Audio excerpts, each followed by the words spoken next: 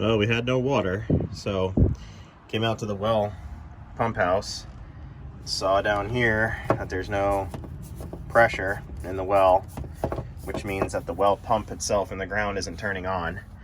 And if you have a well, any kind of water well, it's usually going to have a pressure control switch, which is right here. And if you guys haven't checked this already, might want to, but usually good for one of these every 3 years. Took the cover off,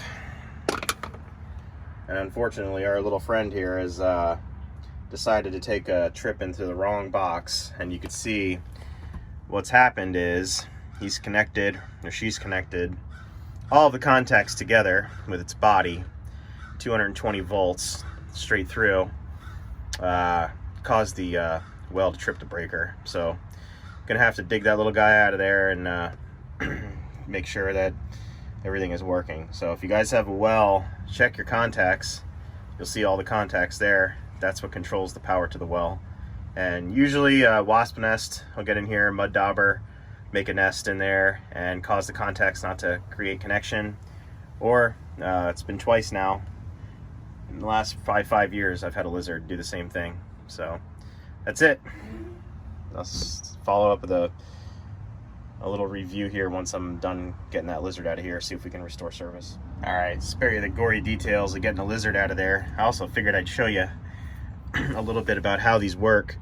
These little contacts are on a spring, you'll see, like this. This is where the lizard had its legs stuck in here, so it wasn't allowing this to make contact.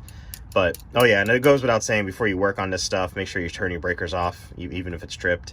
That's why I'm probing around with a multimeter here, and you can see that there's no power happening.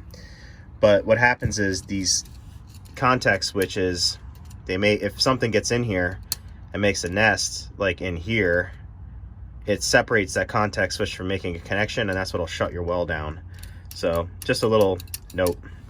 Let's see if I can turn the breaker on and see if the well works.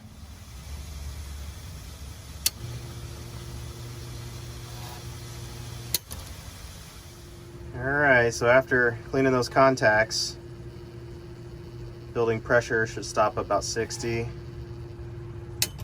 There we go. And that's, you can see now that those contacts are wide open. So what was going on is that little lizard's flesh got stuck in those contacts and just caused no connection. So if you guys need to know how to fix a well, and you can do it, luckily this time without any parts, free, should get you back up and running again, especially if it's in the middle of the night and you got no water and you need water. So if this video helped you in any way or you learned anything from it, remember to subscribe, comment, and I'll get you in the next one. Later.